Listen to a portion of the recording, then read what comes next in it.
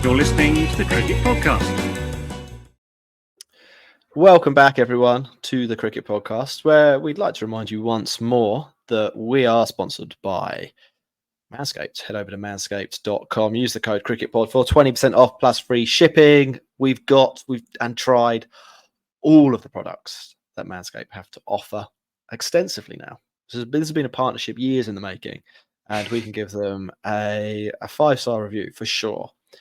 And we advocate for them strongly. So head over to manscaped.com and you can find that link in the show notes if that is easier. Use the code CricketPod for 20% off plus free shipping. India v Bangladesh then, Max. Here's what happened in the first of two tests between the nations playing. Well, actually, I mean, the interesting bit happened before lunch on first day when India found themselves actually in a fair amount of trouble. And after 9 overs, they were 34 for 3. Kohli was out. Shubman Gill was out. Rohit Sharma was out. And it looked like it could be game on. Rishabh Pant helped to steady the ship for a little bit. Jaiswal, played a part.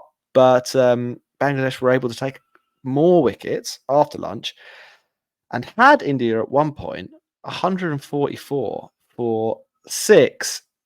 Unfortunately, Jadeja and Ashwin are quite good. They put on 199 runs for the 7th wicket, and they did it pretty quickly. Jadeja 86 off 124, and Ashwin 113 off 133. Great innings for him. Stabilised things, and even though Bangladesh wrapped up the tail fairly quickly, 376. Bearing in mind the relative strength of the two teams going in, looked like quite the first innings, or it looked like it would create quite the first innings advantage, which came to pass as Bangladesh were rolled for 149. Bumrah, he's pretty good still. I don't really know. I don't know if I can offer any advice to Bangladesh. Don't leave the ball. I think that was...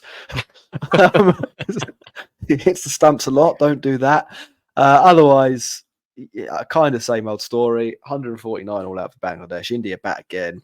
Gill and Pant get hundreds. Nice to see Rishabh Pant back in Test cricket and scoring runs. And in the 4th innings, Ashwin and Jadeja got in on the action. 9 wickets. It was very India.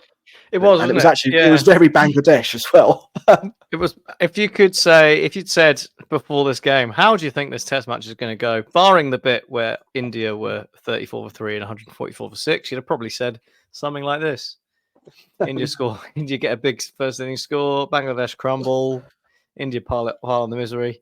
I mean, there was a decent effort from Bangladesh in the second innings. They stuck around a bit.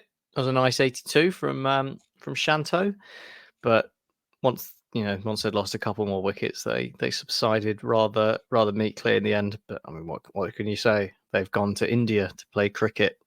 You don't do that and win, do you? Unless like really weird shit happens, like Ollie Pope scoring 170 from absolutely nowhere. It's a graveyard for visiting cricket sides who are better than Bangladesh. So fair play. Well done, Ravi Ashwin, oldest Indian Test player to take a 5 for. Really? I think it was. He's just outdone Venu Mankad. I don't know if that was. I don't know if the 100 was in there as well, because he got 100 and a 5 for in the same game. That's pretty good day out, wasn't it? Well, pretty good weekend out. I mean, it was still got it. It was an incredible performance, to be honest. To add to a litany of other pretty incredible performances for Ashwin, 38 years old now. It would have been around his birthday, so he'd have only just turned 38. Good for him, I would say.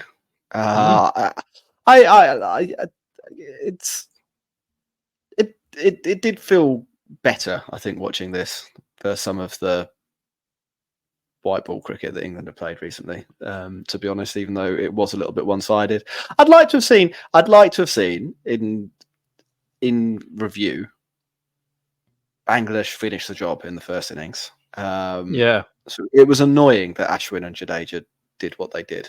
I appreciate that it was good, but there was a It wasn't moment good where for you were cricket, like, though, was it? yes, yeah, It was exactly. good on the face of it, but not in the wider scheme of things. Not the greater. And they good. did it.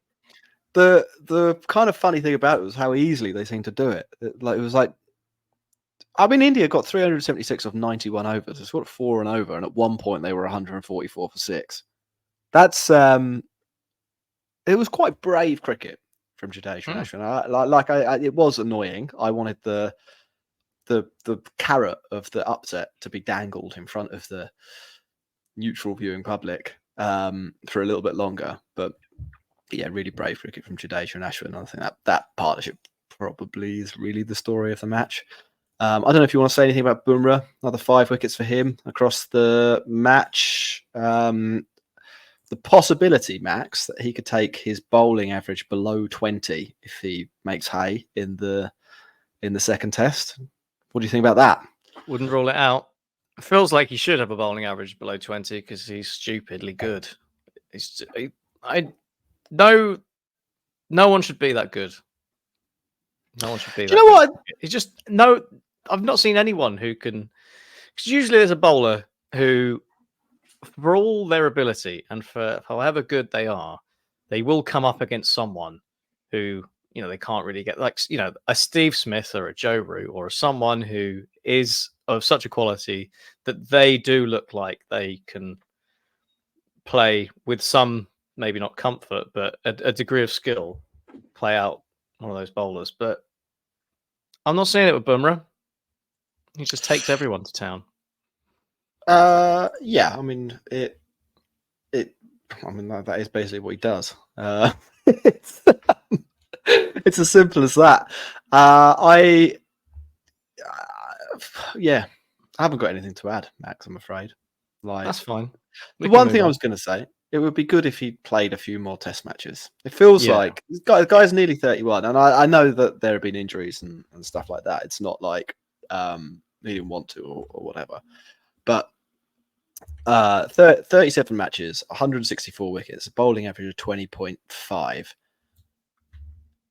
If he'd taken 300 wickets, or say, I mean, like it still could happen. Like he's going to be 31 soon, so late 30, let's say, not late 30s, late 30.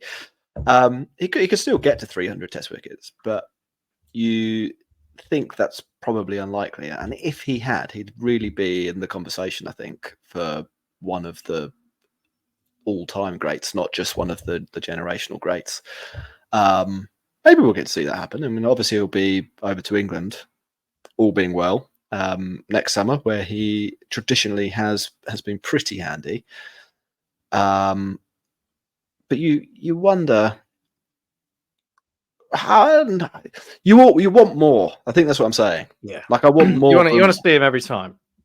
Yes, I want to see Bumrah in every Test match, and not just in the ones that he has played so far. So I don't know if it's okay with you, Jasper. Don't get injured. Yep. For the greater good. For the greater good. Let's see if we can get you up to at least 250 wickets. I think 200. Go on. What's an average of below 20 as a bowler? What does that compare to as a batting average? Like, I think 80. No, I think that's 55-ish, maybe Right. 60. I think that's the kind of areas you're talking about. There's a few bowlers who are, in that kind of rough conversation, aren't there? Like, I mean, I'm talking about the history of cricket here, like Malcolm Marshall, Glenn McGrath. Right. They'll have low 20s averages. Scott Boland 5 tests in. I mean, Scott Boland doesn't. I wouldn't include Scott Boland I wouldn't include Gus Atkinson in the Malcolm Marshall, Glenn McGrath conversation. You wouldn't? Outrageous. Right. Here's the stats line for Malcolm Marshall: 81 tests, 376 wickets, average of 20.9. Now, I understand that the average there is 0.44 higher than Bumrah's, but it's quite difficult to make any kind of an argument that they're comparable in terms of greatness, because Malcolm Marshall's taken 200 more wickets, and he's done it for double the number of tests. So it's I think that's what I'm saying. Like it feels like Bumrah, if anyone was going to get to that unbelievable all-time great level in this generation, well, there's two, aren't there? There's Cummins and there's Bumrah, and Cummins is probably a little bit closer because of the volume of cricket he's played. I think he's played an extra 25 tests over Bumrah, something like that. But you do also look at Cummins and Bumrah side by side and think, Bumrah's probably a better bowler. Like when he's actually on the pitch, it's not. He might be better, and then you get this better or greatness or better and greater conversation. Like Glenn McGrath, again, 563 wickets, average of 21.6. That's a whole run higher than Bumrah, but it's 400 more wickets. It's a lot. What did Steyn get while we're doing this? And I'm not sure why we're doing this. Probably because there's not a lot to talk about, is there? To be honest. Yeah. Steyn 439 wickets, bowling average of 23. Again, it's hard to say that Bumrah is a greater bowler, even though there's actually an appreciable difference between the two averages there. 1.5 runs. I mean, that's an amount. That's got a whole 1.5 in it. But the buckets of wickets that Dale Steyn took in many different countries year after year in 93 test matches, kind of just can't be ignored.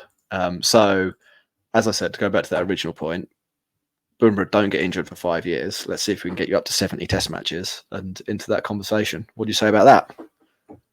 Yeah, I'm with you. Cool. Did you have anything to say about New Zealand v Sri Lanka before we wrap up?